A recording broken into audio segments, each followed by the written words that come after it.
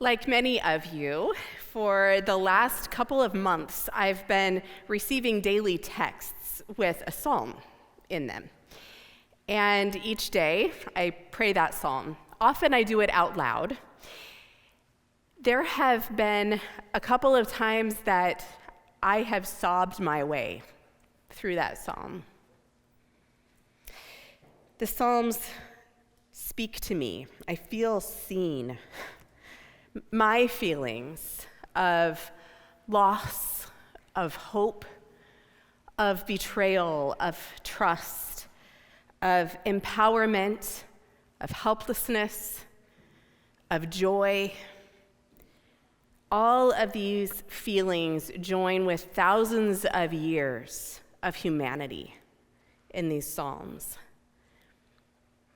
In the Psalms, my voice can be raised with the voices of my ancestors, with the voices of my spiritual ancestors.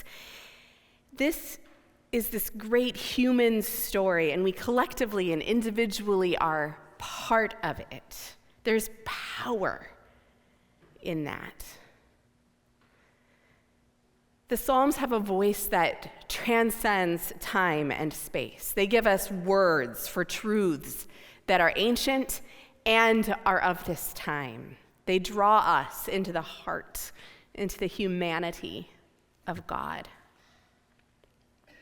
In the Psalms, the ancient sphere and our modern sphere collide. And in today's psalm, as we already saw, God's sphere and the human sphere collide. We followed the movement of the psalm physically already this morning, and now we'll follow through the psalm with verse by verse. So first we have verses 1 and 2. I learned from looking at my Anabaptist Community Bible that the early Anabaptists often quoted this first verse, "The earth is the Lord's and all that is in it." Hans Landis was an Anabaptist in the canton of Zurich who was told to leave the canton, and he refused. He said, "The earth is the Lord's, and only God has the authority to expel people from the land." For the early Anabaptists, this passage was a statement of political allegiance. God is sovereign. Right there. We continue to need that reminder now. We talked about this the first Sunday of Advent, that God, not an earthly ruler, not an earthly nation, is sovereign. And not only that, we can keep going to the second verse, please. God founded it on the seas. The earthly sphere already belongs to God because God created it. God created order from chaos. God made this world hospitable to sustain life. And creation continues to need God because only God can hold that chaos at bay. The earthly sphere belongs to God. And now in this next movement of the psalm, we zoom in from the cosmic to the local. In the second movement of the psalm, we see the people move toward God's sphere. The travelers ask the question, who can come into God's sphere? Who can cross from the profane to the holy? Does this meeting of God and humanity, this colliding of the spheres, require anything of humans? Does it change us? The answer is, of course, yeah. There's a repeated word in Hebrew here, nasa, which means to take or lift. And actually, if we can keep going through the verses, I had meant for there to be several up on there. So we'll just cycle through them and you can keep looking at them. So this word nasa, we see here first here in verse 4. It would say more literally, who doesn't take up my life falsely. And then it comes again in verse 5, which translates more literally to take a blessing from the Lord instead of receive blessing. So in preparing to enter God's sphere, there's a setting down of anything not of God. And then, not leading a double life, we can enter God's sphere. You can't worship one thing and then come to worship God. And as we set that down, we take up blessing, blessedness. So the coming of the Holy One, the unity of the spheres, means something. It changes something. When God and humans enter each other's spheres, humans become God-bearers. And so humans need to act in ways that are consistent with the nature of God. We are God-bearers. We are called in this space to act in ways that are consistent with the nature of God. And we don't do that for our own sake. We don't do that for God's sake. We do that for the sake of our neighbors. I will bless you so that you will be a blessing. Moving into God's sphere means that we are blessed to bless others. And now, in the third movement of the psalm, God moves into the human sphere. Here we are, lift up, O gates. There's that word again, nasa. It actually is in this section 4 times, translated as lift up or rise up. Side note, the ancient gates didn't actually rise up. There were no parts that went up and down.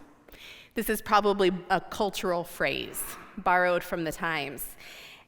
As a metaphor, it probably means something along the lines of, claim your space, show who you are. And who is God?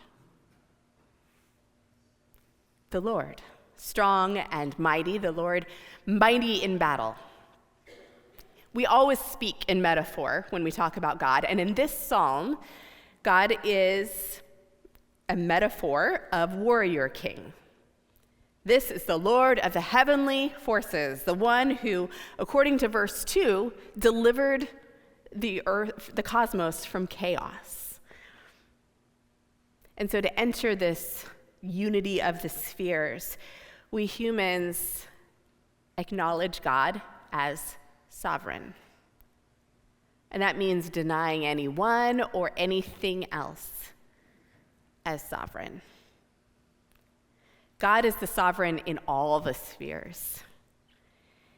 And the one who delivered the cosmos from chaos can surely deliver us now. So now we move into the space beyond the psalm, into the unity of the spheres. That great warrior king became an infant. God made the ultimate entrance into the human sphere as a baby. God emptied God's self into a feeding trough. The human world and the divine world are unified in the infant Christ and continue to be unified as that baby grows up in the life and the death and the resurrection of Christ. God's sphere and the human sphere continue to unite. And that shared space where the human sphere and God's sphere come together, that's the space that we strive for. When we come to worship, we come here so that we as a body of Christ can come nearer to the heart of God. And each day, our Christian walk is lived with the goal of the unity of the spheres. That's the place that we are called to. That's the sweet spot. This is the space of life inside the blessing. It's where we become our best human selves. And does moving into that space require something of us? Yeah. It requires us to set some things down. as we move into a new year, it seems appropriate to ask these questions about what we need to set alongside the path, what we need to set down as we enter that space of unity.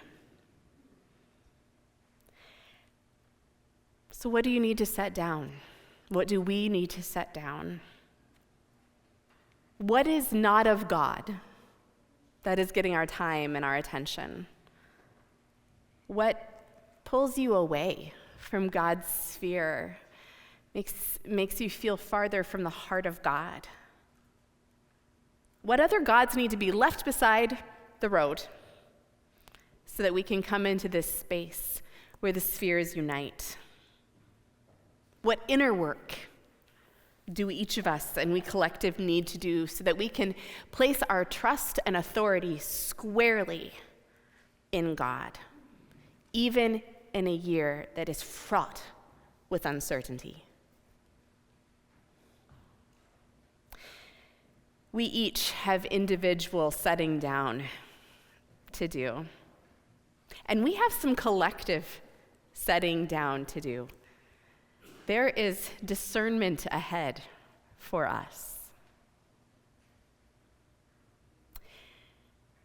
To dwell in this space where the spheres meet requires something of us, and this is a mutual space.